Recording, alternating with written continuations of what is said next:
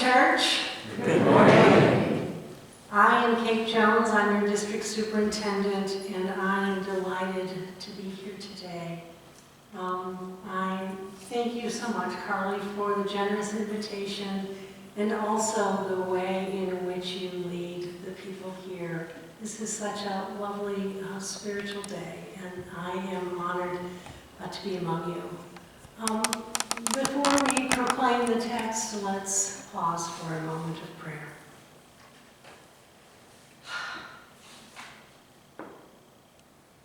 Oh, loving God, we try that on Christ, the solid rock, we might stand.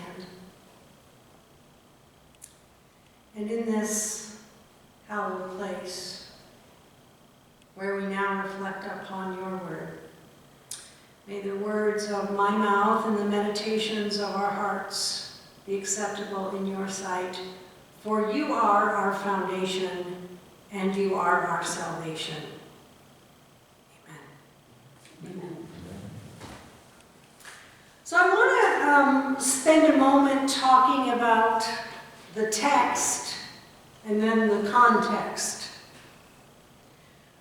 This passage from Peter, who was the rock upon which Jesus built his church, was probably not written by Peter. But it was written to people in a time of unrest. It does offer lessons of living, lessons for living as individual followers of Jesus, and lessons for living as community. This passage talks about be holy as Christ is holy in words that follow the words that were read this morning. And so here we have this text, which is often used in year A for lectionary preaching on the fourth Sunday after Easter. Well, everything's a little topsy-turvy in this year. And maybe you were hoping to have this service somewhere close to the fourth Sunday after Easter. But you know, they teach us in seminary that every Sunday is a little Easter. So folks, it is Easter. He is risen. Amen. He is risen indeed. Indeed, he is. So, a little about context. It's the hottest summer on record. There are roaring fires out west. Portland is being threatened. There are hurricanes to the south. Sharon, there's one named Sally who's stirring up in the Gulf of Mexico. There's another named Paulette. And Paulette is threatening to drop 20 inches of rain on Mississippi and Louisiana. We're in the midst of a pandemic. Front page of the New York Times this morning says the pandemic is the rock. They say something else for the hard place, but I'm not doing politics, so we won't go there today. But I would say that the pandemic is not the rock. We have social struggles, denominational struggles, even the NFL is not at rest. And I don't know about you, but it seems like even the most benign post on Facebook can cause such a rankle. My goodness. This is indeed a troubled time. Yet,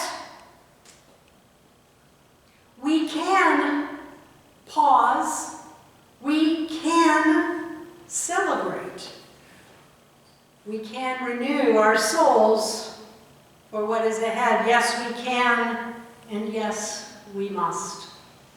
Amen. Jesus offered us the full range of emotion. Jesus wept. Jesus withdrew.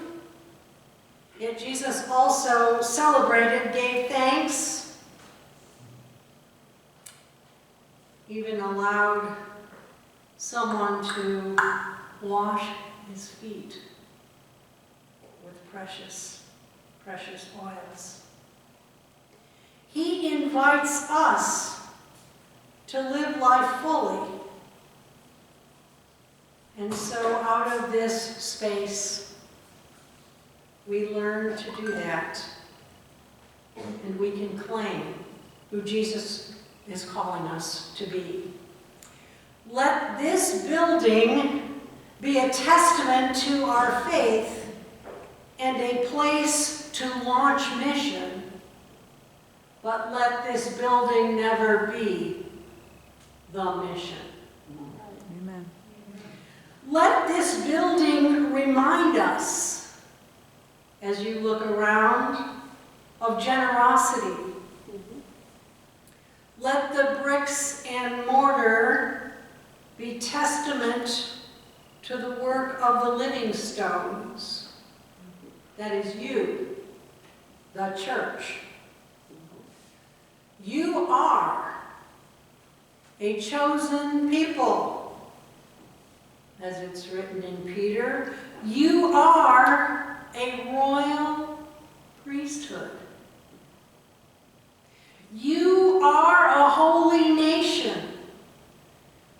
You are God's special possession. So, you may declare praises of him who, this is important, called you out of darkness into his wonderful light. Once you were not a people, but now you are a people of God. Once you had not received mercy, but now you have. I have a confession to make. I love buildings. I do. I own and am restoring a historical home in Kenosha. I'll tell you a little bit more about that in a minute. I love the biblical images of the stone that the builders rejected becoming a cornerstone. I love the passages about plumb lines, about building a house on the rock and not on the sand.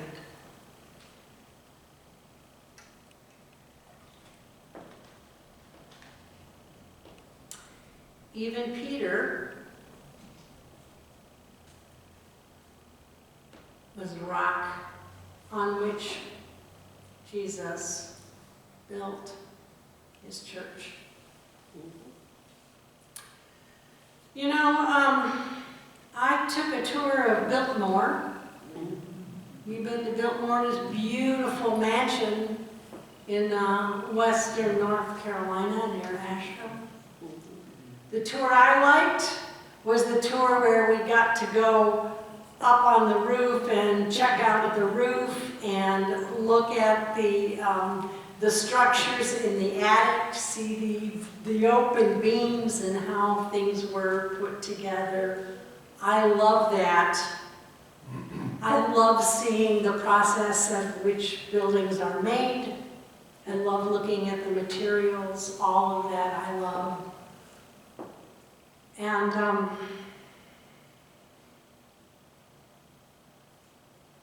I know what buildings are and what they are not. They are shelter. They are, in some sense, identity.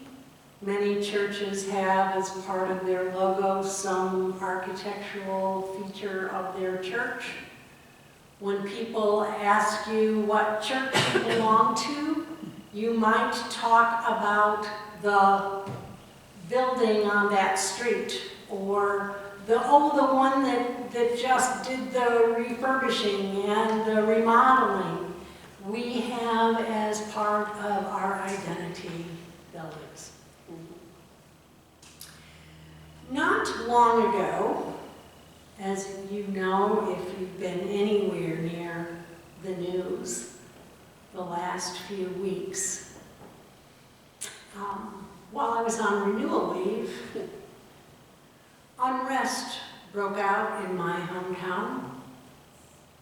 I was staying at my historic home 2 blocks from downtown Kenosha.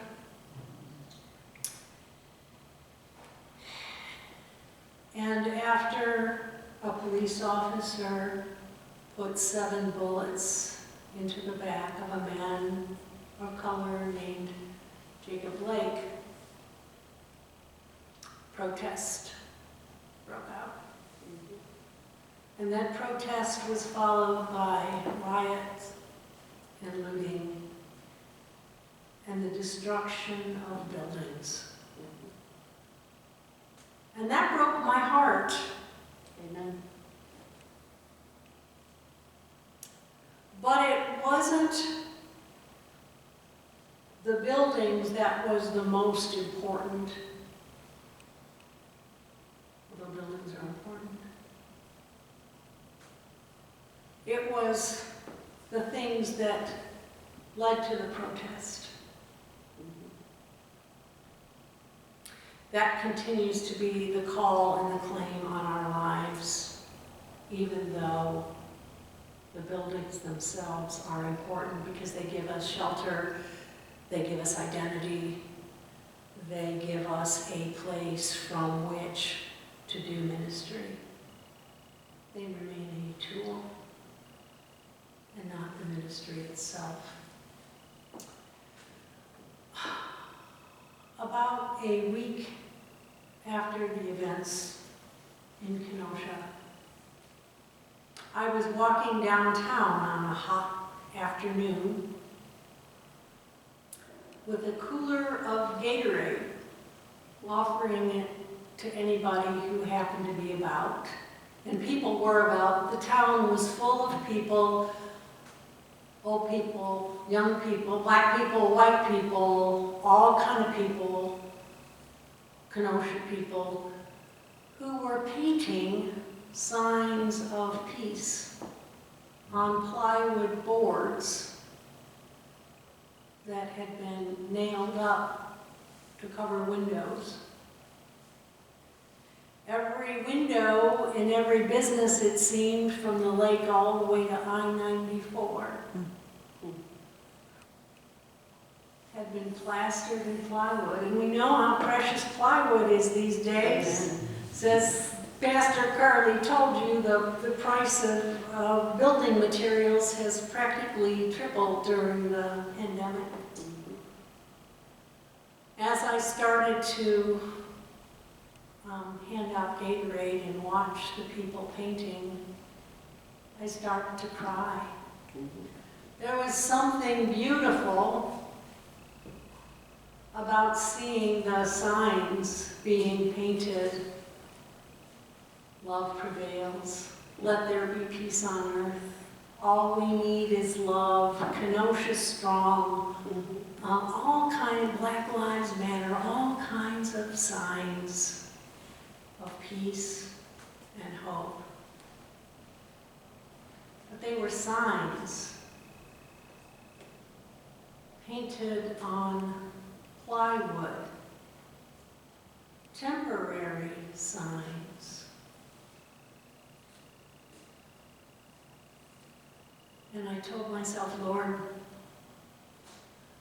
I hope that we can rebuild our town from the inside out. That when the plywood signs proclaiming peace come down, that there will still be peace written on the hearts of the people. Amen. But that peace will come hard-earned. That peace will come from being able to work through the things that challenge us. And it's not easy work. As hard as it was to build the building, to get the permits, to figure out what the best color carpet would be, to every little tiny decision that was made about this space, as hard as that was, the harder work is yet ahead. Amen. Because the harder work is what is launched out of this beautiful space. Amen. And so my prayer and hope is this space becomes a space where the words can be shared, where the struggles can be had, where people can learn and grow together, so that when necessary we can speak to the power in our community, but yet that we might never forget to listen. Even to the people whose ideas may seem a little abhorrent to us in the moment, because those ideas came from somewhere. They came out of life and experience. They came from somewhere. But we have a special mission. We are a holy nation. We are God's special possession. We have been called out of the darkness into wonderful light. We have received mercy. And so we may also need to be, at times, people of mercy.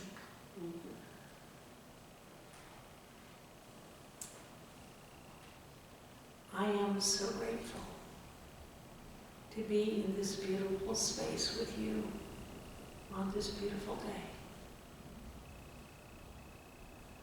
May we have the structures of strength and Christ our rock at our center